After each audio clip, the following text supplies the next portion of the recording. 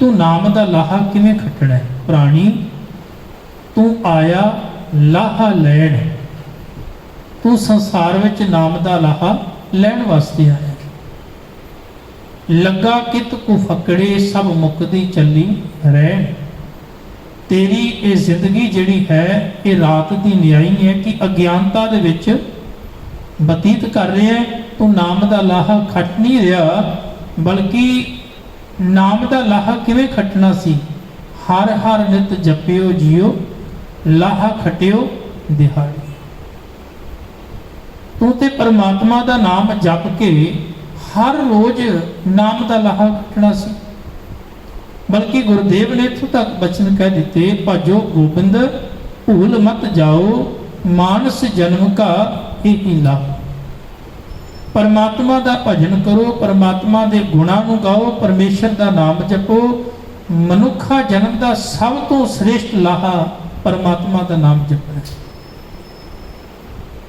धन गुरु गुरु अर्जन देव महाराज पातशाह जी रोज ही कृपा करते हैं, कह लगे भाई मैं तेनों एक बेनती करता हूँ। वेखो गुरु साहब बेनती करते ते बेनती रूप विच की सानू बचन कर रहे ने, करूं बेनती सुनो मेरे मीता। सानू की कह रहे ने मित्र, हे मेरे मित्र प्यारिया तू सुन जेड़ी मैं तेरे अगे बेनती कर रहा। पातशाह जी तुसी साडे अगे की बेनती कर रहे हो? करूं बेनती सुन मेरे मीता, संत टहल की बेला। संत दा अर्थ है गुरु। समा है हुण गुरु दी सेवा दा, समा है परमेश्वर दी सेवा दा। केड़ा? जेड़ा मनुखा जन्म दा ये समा मिलिया सी। करूं बेनती सुन मेरे मीता, संत टहल की बेला। इहां खाट चलो हर लाहा, आगे बसन सुहेला। इस संसार विच रहिंदियां होइयां तू नाम दा लाहा खट के जा, तेरा अगला जिहड़ा समा है बड़ा सुहेला हो जावे, सुखैन हो जावे, सौखा हो जावे। फिर पातशाह कृपा करते ने अगे, औद घटै। औद कहंदे ने उमर नूं, आयु नूं। साडी एज घट रही है, समा जिंदगी दा घट रहा है। औद घटै दिन सिरै नारे, मन गुरमिल काज सवारे। तू जिंदगी का कारज अपने मन को गुरु चरणों नाल जोड़ के सवारना है, सफला करना। और हर एक मनुख ने अपनी जिंदगी को सफलिया करना है। कोई मनुख ये नहीं कह सकता कि मैं अपनी जिंदगी में लाहा खट के तेनू दे देवां, अपने हिस्से का प्रॉफिट जिहड़ा है मैं तेनू दे देवां।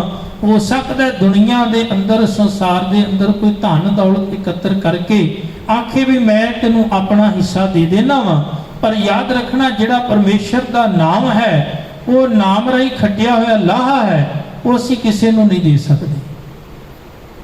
क्योंकि अपनी जिंदगी का कारज असी आप ही सवारना है, अपन हथी अपना आपे ही काज सवारी है। पातशाह आखदे ने जिंदगी का कारज तू आप ही सवारना है, ते जिहड़ा लाहा खटना है उनका जिहड़ा लाभ है वो तेनू होना है।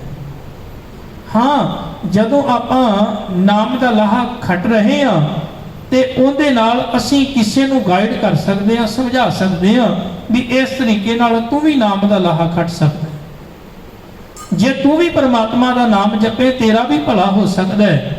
तो गुरु साहब आखदे ने एक नाम का खजाना ऐसा है जिहड़ा कदी मुकदा नहीं। जिन्ना मनुख नाम जपे, जिन्ना मनुख सिमरन करे, जिन्ना मनुख परमेश्वर की बंदगी करे, उहदे विच लाभ ही लाभ है, कदी घाटे वाला सौदा नहीं। इहदे विच तैनूं डरन दी लोड़ नहीं, घबराउण दी लोड़ नहीं। मता तू ये सोचे भी शायद इहदे विच घाटा भी हो सकता है। इको एक ऐसा परमात्मा परमेश्वर का यह नाम का सौदा है जिहदे विच मनुख नूं कदी भी घाटा नहीं होना। बल्कि पातशाह ते आखदे ने एक बारी अपनी जुबान तो जे तू वाहिगुरू भी जपदा है तो वह भी लाहे की गल है, घाटे वाली गल नहीं। तो मेरे पातशाह जी ने आख्या भी इस संसार के अंदर तू लाहा खट्टण वास्ते आया नाम का। ते मनुख जिहड़ा है सारियां जोनियां तो श्रेष्ठ है, इस करके मनुख नूं नाम दे लाहे खट्टण की गल महाराज ने बाणी में समझाई। हुण मनुख नूं एक कीमती जीवन मिलिया है, देही मिली है, ਤੇ ਦੇਹੀ ਦੇ ਜਿੰਨੇ ਵੀ ਅੰਗ ਹਨ ਉਹ ਵੀ ਕੀਮਤੀ ਹਨ। ਕਈ ਵਾਰੀ ਕੁਝ ਚੀਜ਼ਾਂ ਸਾਨੂੰ ਜਿਹੜੀਆਂ ਨੇ ਫ੍ਰੀ ਵਿੱਚ ਮਿਲਦੀਆਂ ਨੇ ਤੇ ਮਨੁੱਖ ਉਹਦੀ ਕਦਰ ਨਹੀਂ ਕਰਦਾ। ਮੰਨ ਲਓ ਵੀ ਸਾਡੇ ਆਪਣੇ ਘਰ ਦੀ ਗੱਡੀ ਆਪਾਂ ਪੈਸੇ ਦੇ ਕੇ ਖਰੀਦ ਕੇ ਲਿਆਈਏ ਨਾ, ਤੇ ਮੈਂ ਅਕਸਰ ਵੇਖਿਆ ਮਨੁੱਖ ਉਹਨੂੰ ਬੜਾ ਸੰਭਾਲ ਕੇ ਚਲਾਵੇਗਾ, ਸੰਭਾਲ ਕੇ ਰੱਖੇਗਾ। ਘਰ ਵਿੱਚ ਹਰ ਇੱਕ ਚੀਜ਼ ਜਿਹੜੀ ਪੈਸਿਆਂ ਨਾਲ ਬਣੀ ਉਹਦੀ ਬੜੀ ਕਦਰ ਕਰਦਾ ਹੈ, ਸੰਭਾਲ ਕੇ ਰੱਖਦਾ ਹੈ। ਜੇ ਘਰ ਵਿੱਚ ਗੱਡੀ ਲੈ ਕੇ ਰੱਖੀਏ ਤੇ ਬੰਦਾ ਉਹਨੂੰ ਸਵੇਰੇ ਉੱਠ ਕੇ ਮੈਂ ਵੇਖਿਆ ਪਾਣੀ ਵੀ ਮਾਰਦਾ ਹੈ, ਕੱਪੜਾ ਵੀ ਮਾਰਦਾ ਹੈ, ਸਾਂਭ ਸੰਭਾਲ ਕਿਵੇਂ ਕਰਦਾ ਹੈ। ਜਦੋਂ ਉਹਨੂੰ ਚਲਾਉਂਦਾ ਹੈ ਤੇ ਬੜੇ ਧਿਆਨ ਨਾਲ ਚਲਾਉਂਦਾ ਹੈ। ਪਰ ਇੱਕ ਪਾਸੇ ਉਹ ਮਨੁੱਖ, ਜਦੋਂ ਕੋਈ ਮਨੁੱਖ ਉਹਨੂੰ ਗੱਡੀ ਦਿੰਦਾ ਹੈ ਤੇ ਆਪਣੇ ਪੈਸਿਆਂ ਦੀ ਨਹੀਂ ਹੁੰਦੀ, ਤੇ ਮਨੁੱਖ ਉਸੇ ਹੀ ਗੱਡੀ ਨੂੰ ਬੇਹਿਸਾਬਾ ਭਜਾਉਂਦਾ ਵੀ ਹੈ, ਕਿਉਂਕਿ ਉਹਦੇ ਮਨ ਵਿੱਚ ਇੱਕ ਖਿਆਲ ਹੁੰਦਾ ਹੈ ਇਹ ਕਿਹੜਾ ਮੇਰੀ, ਮੈਂ ਕਿਹੜਾ ਪੈਸੇ ਲਾਏ ਨੇ। ਤੇ ਜਿਹੜੀ ਚੀਜ਼ ਸਾਨੂੰ ਫ੍ਰੀ ਵਿੱਚ ਮਿਲੀ ਹੁੰਦੀ ਉਹਦੀ ਆਪਾਂ ਇੰਨੀ ਕਦਰ ਨਹੀਂ ਕਰਦੇ। ਪਾਤਸ਼ਾਹ ਆਖਦੇ ਨੇ ਅਸਲ ਦੇ ਵਿੱਚ ਇਹ ਦੇਹੀ ਤੈਨੂੰ ਮਿਲੀ ਰੱਬ ਵੱਲੋਂ ਇੱਕ ਦਾਤ ਹੈ, ਬਖਸ਼ਿਸ਼, ਪਰ ਤੈਨੂੰ ਇਹਦੀ ਕਦਰ ਅਜੇ ਪਤਾ ਨਹੀਂ, ਤੈਨੂੰ ਇਹਦੀ ਕੀਮਤ ਦਾ ਪਤਾ ਨਹੀਂ ਵੀ ਇਹ ਕਿੰਨੀ ਅਮੋਲਕ ਹੈ। ਥੋੜਾ ਜਿਹਾ ਆਪਾਂ ਵਿਚਾਰ ਕਰਕੇ ਵੇਖ ਲਈਏ। ਤੁਸੀਂ ਇਹ ਵੇਖੋ, ਸਾਨੂੰ ਹੱਥ ਮਿਲੇ ਨੇ, ਮਹਾਰਾਜ ਨੇ ਸਾਡੇ ਤੇ ਕਿੰਨੀ ਕਿਰਪਾ ਕੀਤੀ। ਕਦੀ ਉਹਨਾਂ ਨੂੰ ਜਾ ਕੇ ਪੁੱਛੋ ਜਿਨ੍ਹਾਂ ਦੇ ਕੋਲ ਹੱਥ ਨਹੀਂ ਹੈਗੇ, ਉਹਨਾਂ ਨੂੰ ਪੁੱਛੋ ਵੀ ਇਹਦੀ ਕੀਮਤ ਕੀ ਹੈ। ਸਾਨੂੰ ਮਾਲਕ ਨੇ ਅੱਖਾਂ ਦਿੱਤੀਆਂ, ਉਹਨਾਂ ਨੂੰ ਪੁੱਛੋ ਜਿਨ੍ਹਾਂ ਕੋਲ ਅੱਖਾਂ ਨੇ। ਸਾਨੂੰ ਮਾਲਕ ਨੇ ਪੈਰ ਦਿੱਤੇ, ਪੁੱਛੋ ਜਾ ਕੇ ਜਿਨ੍ਹਾਂ ਕੋਲ ਪੈਰ ਨਹੀਂ। ਪੁੱਛੋ ਜਿਨ੍ਹਾਂ ਕੋਲ ਜ਼ੁਬਾਨ ਨਹੀਂ ਹੈਗੀ, ਤੇ ਉਹਨਾਂ ਨੂੰ ਪੁੱਛੋ ਵੀ ਜ਼ੁਬਾਨ ਦੀ ਕਦਰ ਕੀਮਤ ਕੀ ਹੁੰਦੀ ਹੈ। ਸੱਚ ਇਹ ਹੈ ਜਿਹੜੀ ਚੀਜ਼ ਸਾਨੂੰ ਮਾਲਕ ਵੱਲੋਂ ਮਿਲੀ ਬੜੀ ਕੀਮਤੀ, ਬੜੀ ਅਮੋਲਕ ਹੈ। ਤੇ ਜੇ ਸਾਡੇ ਸਰੀਰ ਦਾ ਇੱਕ ਵੀ ਅੰਗ ਨਕਾਰਾ ਹੋ ਜਾਵੇ ਤੇ ਆਪਾਂ ਦੁਨੀਆ ਦਾ ਸਾਰਾ ਪੈਸਾ ਵੀ ਲਾ ਲਈਏ ਤਾਂ ਵੀ ਉਹ ਸਾਨੂੰ ਉਹ ਦਾਤ ਦੁਬਾਰਾ ਨਹੀਂ ਮਿਲਦੀ, ਉਹ ਦਾਤ ਨਹੀਂ ਮਿਲਦੀ ਜਿਹੜੀ ਮਾਲਕ ਨੇ ਸਾਨੂੰ ਦਿੱਤੀ। ਪਾਤਸ਼ਾਹ ਆਖਦੇ ਨੇ ਇਹ ਸਰੀਰ ਦੇ ਜਿੰਨੇ ਵੀ ਅੰਗ ਮਿਲੇ ਨੇ, ਤੂੰ ਇਹਨਾਂ ਦੇ ਨਾਲ ਇਹਨਾਂ ਦੀ ਸਹੀ ਵਰਤੋਂ ਕਰਕੇ ਵੇਖੋ। ਹਰ ਚੀਜ਼ ਦੇ ਵਰਤਨ ਦਾ ਕੋਈ ਨਾ ਕੋਈ ਢੰਗ ਹੁੰਦਾ, ਇੱਕ ਹੁੰਦਾ ਹੈ ਯੋਗ ਤੇ ਇੱਕ ਅਯੋਗ। ਇਹ ਸਾਡੇ ਉੱਤੇ ਡਿਪੈਂਡ ਕਰਦਾ ਹੈ ਵੀ ਆਪਾਂ ਕਿਸੇ ਚੀਜ਼ ਦੀ ਵਰਤੋਂ ਕਿਵੇਂ ਕਰਦੇ ਹਾਂ, ਇਹਦੀ ਵਰਤੋਂ ਸਹੀ ਕਰਨੀ ਕਿ ਗਲਤ ਕਰਨੀ ਹੈ। ਜੇ ਕਿਸੇ ਚੀਜ਼ ਦੀ ਸਹੀ ਵਰਤੋਂ ਕਰਾਂਗੇ ਤੇ ਉਹਦਾ ਸਾਨੂੰ ਲਾਭ ਹੋਵੇਗਾ, ਤੇ ਜੇ ਉਸੇ ਚੀਜ਼ ਦੀ ਵਰਤੋਂ ਆਪਾਂ ਗਲਤ ਕਰਾਂਗੇ ਤੇ ਹੋ ਸਕਦਾ ਉਹੀ ਚੀਜ਼ ਜਿਹਦਾ ਲਾਭ ਹੋਣਾ ਸੀ ਉਹ ਸਾਨੂੰ ਨੁਕਸਾਨ ਹੋਣ ਲੱਗ ਜਾਵੇ। ਹੁਣ ਪਾਤਸ਼ਾਹ ਜੀ ਨੇ ਬੜੀ ਕਿਰਪਾ ਕੀਤੀ, 32ਵੀਂ ਪੌੜੀ ਦੇ ਅੰਦਰ ਮਨੁੱਖ ਨੂੰ ਰਸਨਾ ਬਾਰੇ ਸਮਝਾ ਦਿੱਤਾ। ਰਸਨਾ ਇਹਨੂੰ ਜ਼ੁਬਾਨ ਵੀ ਕਹਿ ਦਿੰਦੇ ਆ, ਜੀਭਾ ਵੀ ਕਹਿ ਦਿੰਦੇ ਆ, ਰਸ ਲੈਣ ਵਾਲੀ ਰਸਨਾ ਹੈ। ਔਰ ਸਾਡੀ ਇਹ ਰਸਨਾ ਭਾਂਤ ਦੇ ਰਸ ਲੈਂਦੀ ਹੈ। ਔਰ ਇੱਕ ਬੜਾ ਹੀ ਨਾਜ਼ੁਕ ਅੰਗ ਹੈ ਸਾਡੇ ਸਰੀਰ ਦਾ। 32 ਅੰਗਾਂ ਦੇ ਵਿੱਚ ਇਹ ਬਿਲਕੁਲ 32 ਅੰਗ ਇਸ ਕਰਕੇ ਲਾਏ ਨੇ ਵੀ ਇਹ ਬੜੀ ਸੇਫ ਰਹਿੰਦੀ, ਸੰਭਾਲ ਕੇ ਰੱਖਦੇ ਨੇ ਦੰਦ। 32 ਦੰਦਾਂ ਦੇ ਵਿੱਚ ਇਸ ਇੱਕ ਟੁਕੜੇ ਨੂੰ ਸੰਭਾਲ ਕੇ ਰੱਖਿਆ ਹੋਇਆ ਦੰਦਾਂ। ਹੁਣ ਇੱਕ ਇਹ ਜ਼ੁਬਾਨ ਦਾ ਟੁਕੜਾ ਜਿਹੜਾ ਹੈ ਨਾ, ਹੈ ਬਹੁਤ ਛੋਟਾ ਜਿਹਾ, ਪਰ ਦੁਨੀਆ ਦੇ ਅੰਦਰ ਬੜੇ ਵੱਡੇ ਵੱਡੇ ਝਗੜੇ ਤੇ ਬੜੇ ਵੱਡੇ ਵੱਡੇ ਯੁੱਧ ਇਹਨੇ ਇਸ ਟੁਕੜੇ ਨੇ ਯੁੱਧ ਕਰਵਾ ਦਿੱਤੇ, ਬਹੁਤ ਵੱਡੇ। 2-3 ਉਦਾਹਰਨਾਂ ਆਪਾਂ ਲੈਣੀ ਹੈ। ਇੱਕ ਦਿਨ ਰਾਜ ਮਹਿਲ ਦੇ ਵਿੱਚ ਦੁਰਯੋਧਨ ਚੱਲ ਕੇ ਆਇਆ ਸੀ। ਪਾਂਡਵਾਂ ਦੇ ਕੋਲ ਜਦੋਂ ਚੱਲ ਕੇ ਆਇਆ ਦੁਰਯੋਧਨ, ਜਦੋਂ ਆਇਆ ਤੇ ਉਸ ਸਮੇਂ ਕਹਿੰਦੇ ਵੀ ਜਿਹੜੀ ਦ੍ਰੋਪਦੀ ਹੈ ਨਾ ਉਹ ਉੱਚੀ ਥਾਂ ਤੇ ਖੜੀ ਹੋਈ ਸੀ, ਉੱਚੀ ਥਾਂ ਤੇ ਖਲੋਤੀ ਹੋਈ ਸੀ। ਤੇ ਉਹਨੇ ਆਪਣੇ ਘਰ ਦੇ ਸਾਹਮਣੇ ਇਹੋ ਜਿਹੀ ਚਿੱਤਰਕਾਰੀ ਬਣਾਈ ਹੋਈ ਸੀ ਵੀ ਜਿੱਥੇ ਤਾਂ ਪਾਣੀ ਸੀ ਉੱਥੇ ਇੰਜ ਲੱਗਦਾ ਸੀ ਵੀ ਇਹ ਬਿਲਕੁਲ ਸਾਫ਼ ਹੈ, ਤੇ ਜਿੱਥੇ ਸਾਫ਼ ਸੀ ਉੱਥੇ ਲੱਗਦਾ ਸੀ ਪਾਣੀ ਹੈ। ਦੁਰਯੋਧਨ ਉਸ ਪੇਂਟਿੰਗ ਨੂੰ ਵੇਖ ਕੇ, ਉਸ ਚਿੱਤਰਕਾਰੀ ਨੂੰ ਵੇਖ ਕੇ ਉਹ ਇੱਕਦਮ ਮਤਲਬ ਭੁਲੇਖਾ ਖਾ ਗਿਆ। ਉਹਨੇ ਵੇਖਿਆ ਵੀ ਜਿੱਧਰ ਪਾਣੀ ਹੈ ਉਸ ਪਾਸੇ ਨਾ ਗਿਆ, ਹਾਲਾਂਕਿ ਉਧਰ ਪਾਣੀ ਨਹੀਂ ਸੀ, ਪਰ ਭੁਲੇਖਾ ਪੈਂਦਾ ਸੀ ਵੀ ਇੱਧਰ ਪਾਣੀ ਹੈ। ਜਿੱਧਰ ਪਾਣੀ ਨਹੀਂ ਸੀ ਉਹਨੂੰ ਲੱਗ ਗਿਆ ਉਧਰ ਨੂੰ ਤੁਰਿਆ, ਪਰ ਉਧਰ ਪਾਣੀ ਸੀ। ਜਦੋਂ ਉਹ ਤੁਰਨ ਲੱਗਿਆ ਅੱਗੇ ਹੋਇਆ ਤੇ ਇੱਕਦਮ ਉਹ ਪਾਣੀ ਦੇ ਵਿੱਚ ਜਾ ਪਿਆ। ਦ੍ਰੋਪਦੀ ਉੱਤੇ ਖੜੀ ਹੱਸ ਪਈ। ਉਹਨੇ ਇੱਕ ਸ਼ਬਦ ਮੂੰਹ ਦੇ ਵਿੱਚੋਂ ਕੱਢਿਆ, ਇੱਕੋ ਸ਼ਬਦ। ਉਹਨੇ ਆਖਿਆ ਅੰਧੇ ਕੇ ਅੰਧੇ ਰਹੇ। ਬਸ ਇਹ ਸ਼ਬਦ ਉਹਨੇ ਕੱਢਿਆ। ਦੁਰਯੋਧਨ ਨੂੰ ਉਸ ਗੱਲ ਦਾ ਇੰਨਾ ਗੁੱਸਾ ਲੱਗਿਆ ਉਹ ਕਹਿਣ ਲੱਗਾ ਠੀਕ ਹੈ, ਕਦੀ ਸਮਾਂ ਆਵੇਗਾ, ਕਹਿਣ ਲੱਗੇ ਤੈਨੂੰ ਭਰੀ ਸਭਾ ਦੇ ਵਿੱਚ ਕਹਿਣ ਲੱਗੇ ਮੈਂ ਬੇਇੱਜ਼ਤ ਕਰਾਂਗਾ ਜੇ ਸਮਾਂ ਆਇਆ ਤਾਂ। ਸੱਚ ਜਾਣਿਓ, ਇੱਕ ਸਮਾਂ ਆਇਆ ਸੀ ਜਦੋਂ ਦ੍ਰੋਪਦੀ ਦੇ ਉਹਨਾਂ ਬੋਲਾਂ ਨੇ ਇੱਕ ਬਹੁਤ ਵੱਡੀ ਮਹਾਭਾਰਤ ਵਰਗੀ ਜੰਗ ਜਿਹੜੀ ਹੈ ਉਹ ਛੇੜ ਕੇ ਰੱਖ ਦਿੱਤੀ ਸੀ। ਸਿਰਫ ਇੱਕ ਸ਼ਬਦ ਆਖਿਆ ਸੀ, ਅੰਧੇ ਕੇ ਅੰਧੇ ਰਹੇ, ਕਿ ਉਹ ਪਾਣੀ ਵਿੱਚ ਜਾ ਪਿਆ ਤੇ ਹੱਸ ਪਈ ਜੋ।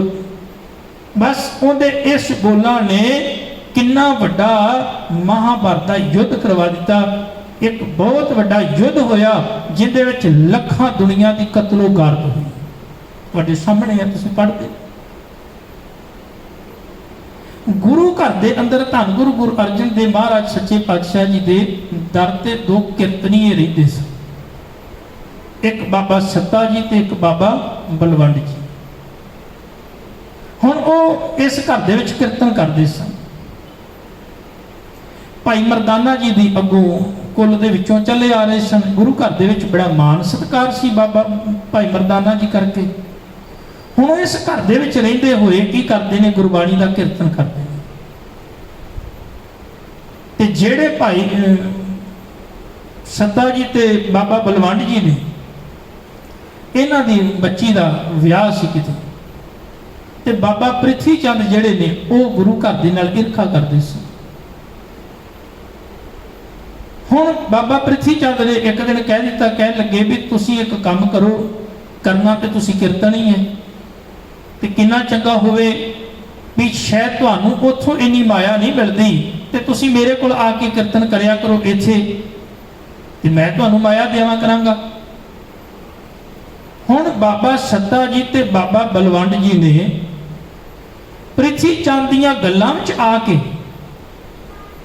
ਤੇ ਗੁਰੂ ਅਰਜਨ ਦੇਵ ਮਹਾਰਾਜ ਪਾਤਸ਼ਾਹ ਜੀ ਨੂੰ ਕਹਿ ਦਿੱਤਾ। ਇੱਕ ਬੱਚੇ ਨੇ ਆਖਿਆ, ਕਹਿਣ ਲੱਗੇ ਵੀ ਸਾਨੂੰ ਸਾਡੀ ਬੱਚੀ ਦਾ ਵਿਆਹ ਆ ਤੇ ਸਾਨੂੰ ਕੁਝ ਮਾਇਆ ਚਾਹੀਦੀ। ਪਾਤਸ਼ਾਹ ਜੀ ਨੇ ਆਖਿਆ ਠੀਕ ਹੈ, ਕੋਈ ਗੱਲ ਨਹੀਂ, ਧੀਆਂ ਸਾਰਿਆਂ ਦੀ ਸਾਂਝੀਆਂ ਹੁੰਦੀਆਂ, ਕੋਈ ਗੱਲ ਨਹੀਂ, ਜੇ ਵਿਆਹ ਹੈ ਤੇ ਆਪਾਂ ਧਨ ਦੇ ਦਿਆਂਗੇ, ਕੋਈ ਗੱਲ ਨਹੀਂ, ਮਾਇਆ ਦੇ ਦਿਆਂਗੇ ਗੁਰੂ ਨਾਨਕ ਦੇ ਖਜ਼ਾਨੇ। ਉਹਨਾਂ ਆਖਿਆ ਨਹੀਂ, ਸਾਨੂੰ ਇੱਕ ਦਿਨ ਦੇ ਦੀਵਾਨ ਦੀ ਜਿੰਨੀ ਮਾਇਆ ਹੁੰਦੀ ਹੈ ਉਹ ਸਾਨੂੰ ਤੁਸੀਂ ਦੇ ਦਿਓ। ਪਾਤਸ਼ਾਹ ਕਹਿ ਲਗੇ ਕੋਈ ਗੱਲ ਨਹੀਂ। ਕੁਦਰਤ ਦਾ ਖੇਡ ਐਸਾ ਵਰਤਿਆ ਕਿ ਜਿਸ ਦਿਨ ਉਹਨਾਂ ਨੇ ਮਾਇਆ ਮੰਗੀ ਸੀ ਉਸ ਦਿਨ ਦੀਵਾਨ ਦੇ ਵਿੱਚ ਮਾਇਆ ਬਹੁਤ ਥੋੜੀ ਹੋਈ, ਬਹੁਤ ਘੱਟ ਹੋਈ। ਉਹ ਨਾਰਾਜ਼ ਹੋ ਕੇ ਬਈ ਉੱਠ ਕੇ ਤੇ ਚਲੇ ਗਏ ਵੀ ਅਸੀਂ ਅੱਜ ਤੋਂ ਬਾਅਦ ਕੀਰਤਨ ਨਹੀਂ ਕਰਨਾ। ਬਲਕਿ ਉਹਨਾਂ ਨੇ ਬਾਅਦ ਵਿੱਚ ਇਹੋ ਜਿਹੇ ਸ਼ਬਦ ਵੀ ਵਰਤੇ ਵੀ ਜੇ ਕਿਤੇ ਇਸ ਘਰ ਦੇ ਵਿੱਚ ਭਾਈ ਮਰਦਾਨਾ ਜੀ ਕੀਰਤਨ ਨਾ ਕਰਦੇ ਹੁੰਦੇ ਤੇ ਪੁੱਛਣਾ ਕਿੰਨੇ। ਇਹੋ ਜਿਹੇ ਸ਼ਬਦ ਵਰਤੇ ਇਸ ਜ਼ੁਬਾਨ ਤੋਂ। ਗੁਰੂ ਅਰਜਨ ਸਾਹਿਬ ਪਾਤਸ਼ਾਹ ਕਹਿਣਗੇ ਕੋਈ ਗੱਲ ਨਹੀਂ, ਐਸਾ ਤੇ ਨਹੀਂ ਨਾ ਵੀ ਇਸ ਘਰ ਦੇ ਵਿੱਚ ਕੀਰਤਨ ਬੰਦ ਹੋ ਜਾਵੇਗਾ। ਧੰਨ ਗੁਰੂ ਅਰਜਨ ਦੇਵ ਮਹਾਰਾਜ ਜੀ ਨੇ ਆਪ ਸਰੰਦਾ ਚੁੱਕਿਆ, ਆਪ ਕੀਰਤਨ ਦੇ ਧਨੀ ਸਨ, ਉਹਨਾਂ ਨੇ ਆਪ ਕੀਰਤਨ ਕਰਨਾ ਸ਼ੁਰੂ ਕਰ ਦਿੱਤਾ। ਹੁਣ ਆਪ ਕੀਰਤਨ ਕਰਦੇ ਨੇ, ਇੱਥੇ ਤਾਂ ਇਸੇ ਤਰ੍ਹਾਂ ਹੀ ਦੀਵਾਨ ਚੱਲਦੇ ਨੇ, ਪਰ ਜਿਸ ਬਾਬਾ ਪ੍ਰਿਥੀ ਚੰਦ ਦੇ ਬਹਿਕਾਵੇ ਵਿੱਚ ਆ ਕੇ ਉਹਨਾਂ ਨੇ ਇਹੋ ਜਿਹੇ ਸ਼ਬਦ ਬੋਲੇ ਸਨ ਜੋ ਨਿੰਦਿਆ ਮੁਖ ਤੋਂ ਕੀਤੀ ਸੀ, ਹੌਲੀ ਹੌਲੀ ਬਾਬਾ ਪ੍ਰਿਥੀ ਚੰਦ ਦਾ ਰੰਗ ਵੇਖ ਕੇ ਉਹਨਾਂ ਨੂੰ ਪਤਾ ਲੱਗ ਗਿਆ ਵੀ ਅਸਲ ਦੇ ਵਿੱਚ ਗੁਰੂ ਅਤੇ ਇੱਕ ਪਖੰਡ ਕਰਨ ਵਾਲੇ ਦੇ ਵਿੱਚ ਫਰਕ ਕੀ ਹੁੰਦਾ ਹੈ। ਜਦੋਂ ਪਤਾ ਲੱਗਿਆ ਤੇ ਉਹਨਾਂ ਨੂੰ ਬੜਾ ਮਹਿਸੂਸ ਹੋਇਆ, ਆਪਣੇ ਕੀ ਬੋਲੇ ਹੋਏ ਸ਼ਬਦਾਂ ਦੇ ਉੱਤੇ ਉਹਨਾਂ ਨੂੰ ਬੜਾ ਹੀ ਮਹਿਸੂਸ ਹੋਇਆ ਵੀ ਅਸੀਂ ਬਹੁਤ ਗਲਤ ਬੋਲਿਆ, ਸਾਨੂੰ ਇਹ ਬੋਲਣਾ ਨਹੀਂ ਸੀ ਚਾਹੀਦਾ। ਪਰ ਹੁਣ ਗੁਰੂ ਦੇ ਕੋਲ ਜਾਣ ਕਿਵੇਂ, ਵੀ ਗੁਰੂ ਸਾਹਿਬ ਕੋਲ ਜਾਣ ਕਿਵੇਂ ਵੀ ਇਹੋ ਜਿਹੇ ਸ਼ਬਦ ਬੋਲੇ, ਇਹੋ ਜਿਹੀ ਸ਼ਬਦਾਵਲੀ ਬੋਲੀ ਉਹਨਾਂ ਨੇ। ਮੈਂ ਪਹਿਲਾਂ ਅਰਜ਼ ਕੀਤਾ ਨਾ ਵੀ ਇਹ ਟੁਕੜਾ ਹੈ ਬਹੁਤ ਛੋਟਾ ਹੈ, ਪਰ ਕਈ ਵਾਰੀ ਇਹੋ ਜਿਹੇ ਬੋਲ ਮਨੁੱਖ ਬੋਲ ਦਿੰਦਾ ਹੈ ਕਿ ਇਹ ਮਨੁੱਖ ਦੀ ਜ਼ਿੰਦਗੀ ਨੂੰ ਬਰਬਾਦ ਵੀ ਕਰ ਸਕਦੇ ਨੇ ਤੇ ਚੰਗੇ ਬੋਲ ਬੋਲੇ ਹੋਏ ਮਨੁੱਖ ਨੂੰ ਆਬਾਦ ਵੀ ਕਰ ਸਕਦੇ ਨੇ। ਮਨੁੱਖ ਨੂੰ ਇਹ ਫਰਸ਼ ਤੇ ਹੋਵੇ ਤੇ ਅਰਸ਼ਾਂ ਤੇ ਲੈ ਜਾਂਦੇ ਨੇ, ਤੇ ਜੇ ਕੋਈ ਅਰਸ਼ਾਂ ਤੇ ਹੋਵੇ ਤੇ ਬੋਲੇ ਹੋਏ ਬੋਲ ਫਿਰ ਫਰਸ਼ ਤੇ ਵੀ ਸੁੱਟ ਦਿੰਦੇ ਨੇ। ਫਿਰ ਬੋਲਾਂ ਦੇ ਵਿੱਚ ਹੀ ਫਰਕ ਹੈ ਨਾ।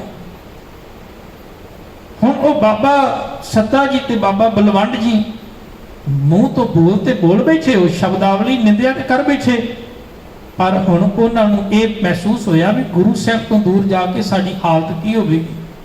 ਤੇ ਹੋਈ ਵੀ ਉਹਨਾਂ ਦੀ ਹਾਲਤ ਕੀ, ਉਹਨਾਂ ਨੂੰ ਕੋਈ ਪੁੱਛਣ ਵਾਲਾ ਨਹੀਂ ਸੀ।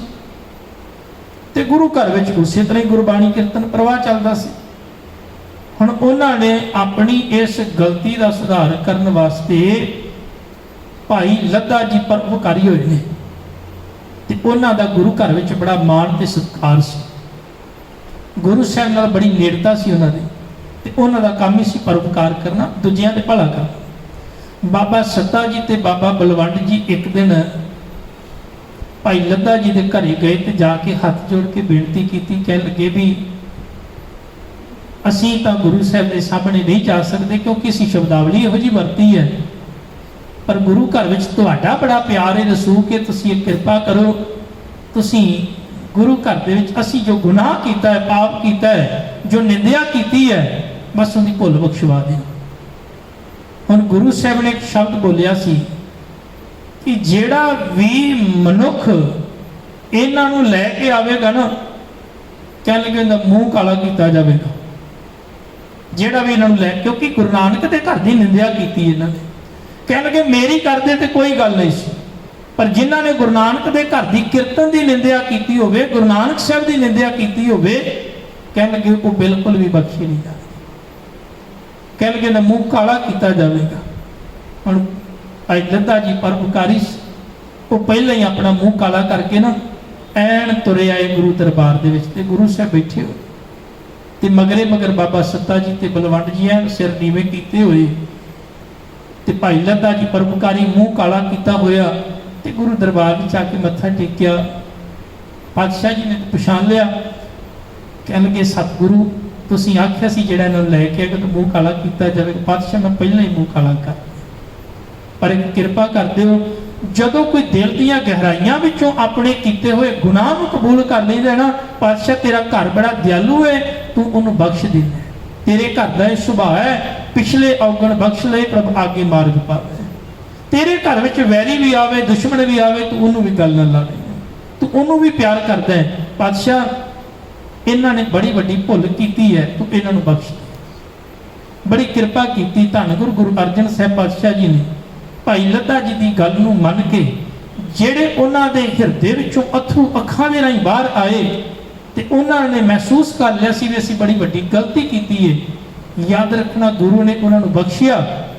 ਬਸ ਹੁਣ ਜਦੋਂ ਉਹਨਾਂ ਦਾ ਹਿਰਦਾ ਹੰਕਾਰ ਤੋਂ ਰਹਿਤ ਹੋ ਗਿਆ, ਨਿਰਮਲ ਹੋ ਗਿਆ, ਉਸੇ ਹਿਰਦੇ ਵਿੱਚੋਂ ਜਦੋਂ ਬੋਲ ਨਿਕਲੇ ਤੇ ਗੁਰੂ ਨਾਨਕ ਦੀ ਫਿਰ ਉਸਤਤ ਸਿਫਤ ਵਿੱਚ ਨਿਕਲੇ ਤੇ ਗੁਰੂ ਅਰਜਨ ਸਾਹਿਬ ਪਾਤਸ਼ਾਹ ਜੀ ਨੇ ਉਹਨਾਂ ਦੇ ਬੋਲਾਂ ਨੂੰ ਫਿਰ ਗੁਰੂ ਗ੍ਰੰਥ ਸਾਹਿਬ ਵਿੱਚ ਦਰਜ ਕਰ ਦਿੱਤਾ।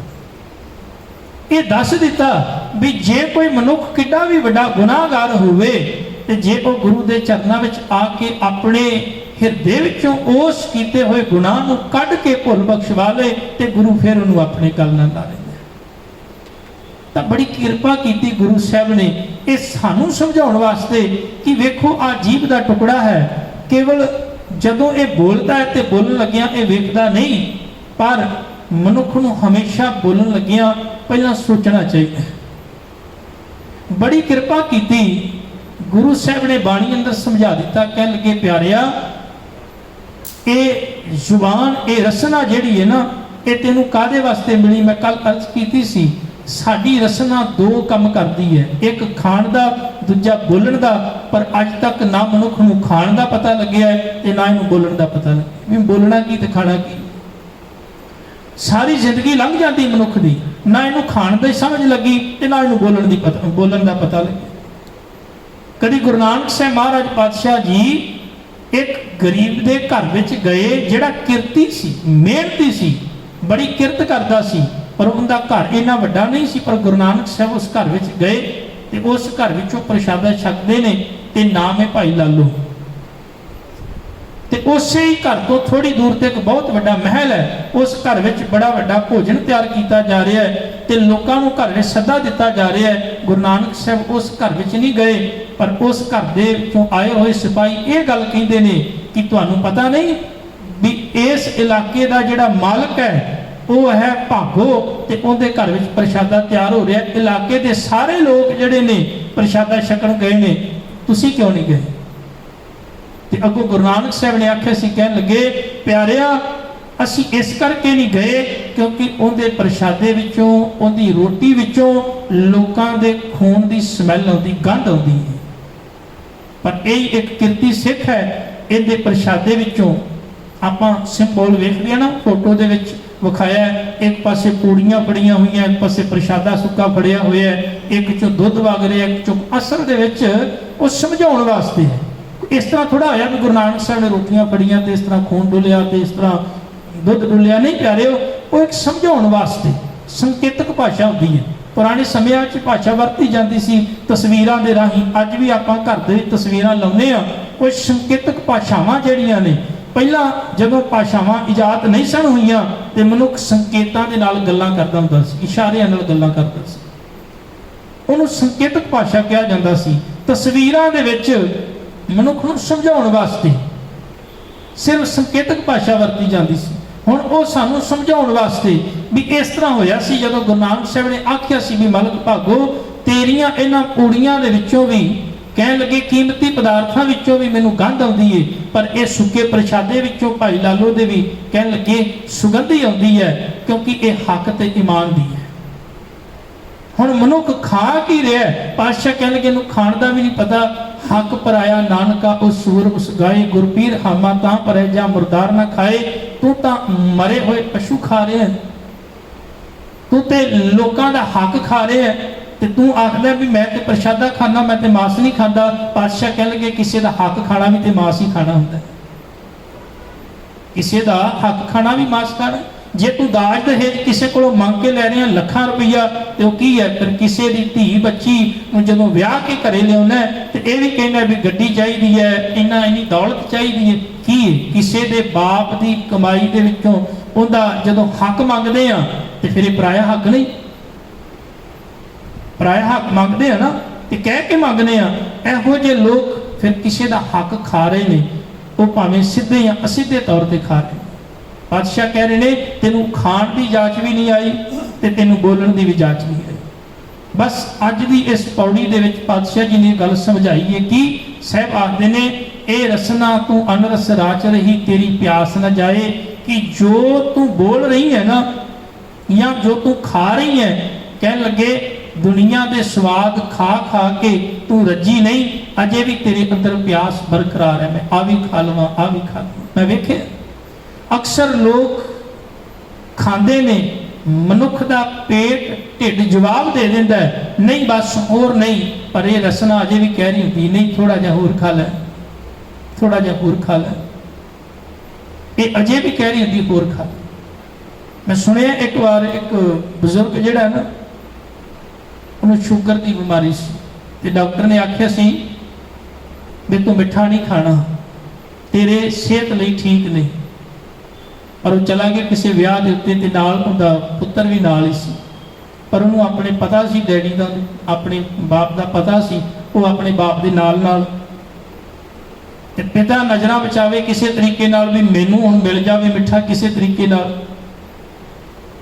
ਹੁਣ ਪਿਤਾ ਦੇ ਨਾਲ ਪੁੱਤਰ ਸੀ, ਉਹ ਚਾਹੁੰਦਾ ਨਹੀਂ ਸੀ ਵੀ ਮੈਂ ਆਪਣੇ ਪਿਤਾ ਨੂੰ ਇਕੱਲਿਆਂ ਛੱਡਾਂ, ਇਹਨੇ ਕਿਸੇ ਤਰੀਕੇ ਦੇ ਨਾਲ ਮਿੱਠਾ ਖਾ ਹੀ ਲੈਣਾ। ਉਹ ਨਾਲ ਅਖੀਰ ਇੱਕ ਥਾਂ ਤੇ ਦਲ ਲੱਗ ਹੀ ਗਿਆ।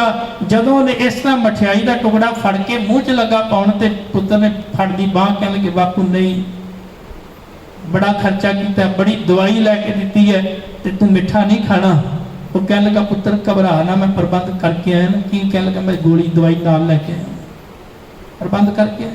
ਪਰ ਖਾਣਾ ਜ਼ਰੂਰ ਹੈ, ਜੋ ਕੁਝ ਵੀ ਹੋ ਜਾਵੇ ਖਾਣਾ ਜ਼ਰੂਰ ਹੈ, ਭਾਵੇਂ ਸਰੀਰ ਵਾਸਤੇ ਠੀਕ ਹੈ ਜਾਂ ਨਹੀਂ ਹੈ, ਪਰ ਮੈਂ ਇਸ ਰਸਨਾ ਦੇ ਰਸ ਨੂੰ ਤ੍ਰਿਪਤ ਕਰਨ ਵਾਸਤੇ, ਇਹਨੂੰ ਖੁਸ਼ ਕਰਨ ਵਾਸਤੇ ਖਾਣਾ ਜ਼ਰੂਰ ਹੈ। ਪਾਤਸ਼ਾਹ ਕਹਿਣਗੇ ਭਲਿਆ ਕਦੀ ਰਸਨਾ ਨੂੰ ਪੁੱਛ ਕੇ ਵੇਖੀਏ, ਭਾਂਤ ਦੇ ਸਵਾਦ ਲੈਂਦੀ ਏ। ਇਹ ਰਸਨਾ ਤੂੰ ਅਨਰਸ ਰਾਚ ਰਹੀ, ਤੇਰੀ ਪਿਆਸ ਨਾ ਜਾਏ। ਇਹ ਰਸਨਾ ਤੇਰੀ ਪਿਆਸ ਕਦੀ ਬੁਝਦੀ ਨਹੀਂ, ਪਿਆਸ ਨਾ ਜਾਏ। ਹੋਰ ਕੀਤਾ ਜਿਚਰ ਹਰਸ ਪੱਲੇ ਨਾ ਪਾਏ।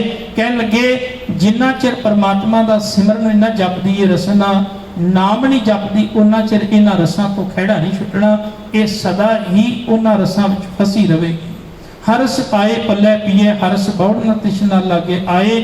ਕਿ ਇੱਕ ਮਨੁੱਖ ਜਦੋਂ ਪਰਮਾਤਮਾ ਦਾ ਨਾਮ ਜਪਦਾ ਹੈ ਤੇ ਨਾਮ ਜਪਦਿਆਂ ਹੋਇਆਂ ਆਪਣੀ ਰਸਨਾ ਦੇ ਰਾਹੀਂ ਪਰਮੇਸ਼ਰ ਦੇ ਆਨੰਦ ਨੂੰ ਮਾਣਦਾ ਹੈ, ਕਹਿਣ ਲੱਗੇ ਬਸ ਉਹਨੂੰ ਉਸ ਪਰਮਾਤਮਾ ਦੇ ਨਾਮ ਵਿੱਚੋਂ ਐਸਾ ਰਸ ਆਉਂਦਾ ਹੈ ਕਿ ਫਿਰ ਉਹਦੇ ਅੰਦਰ ਮਾਇਕ ਪਦਾਰਥਾਂ ਜਾਂ ਹੋਰ ਸੰਸਾਰ ਦੇ ਪਦਾਰਥਾਂ ਦਾ ਰਸ ਫਿਰ ਜਿਹੜਾ ਉਹ ਫਿੱਕਾ ਲੱਗਣ ਲੱਗ। अखीर महाराज वचन करते ने ये रस ये हरस करमी पाई है सतगुर मिले जिस आए। बस वो परमात्मा का नाम रस गुरु की कृपा नाल मिलता है, गुरु की कृपा तो बिना नहीं मिलता। कहे नानक होर अन रस विसरे ਜਾਂ हर वसै मन आए। नानक जी आखते हैं कि जदों परमात्मा के नाम रस विचों आनंद आउण लग जाता है फिर दुनिया के सारे रस बेसवादे लगते हैं, उन्हां विचों कोई भी रस चंगा नहीं लगता। सब कृपा करन प्यारिओ रसना गुण गोपाल नित गायन। अपनी इस रसना नाल परमात्मा के गुणां नूं गाइए, चंगे बोल बोलीए, चंगी भाषा बोलीए, चंगी शब्दावली बोलीए। इस रसना के नाल जे बोलना है तो परमेश्वर का नाम बोलीए, चंगी सिफत सलाह बोलीए, जिंदे नाल साडा जीवन सफला होवेगा। चंगा आहार खाइए, चंगियां चीज़ां खाइए, जिंदे नाल साडे मन की शुद्धता ते तन की शुद्धता बनी रहे अते शरीर भी निरोगी रहे। सतगुर कृपा करन होइयां भुलां चुकां दी खिमा। वाहिगुरू जी का खालसा वाहिगुरू जी की फतेह।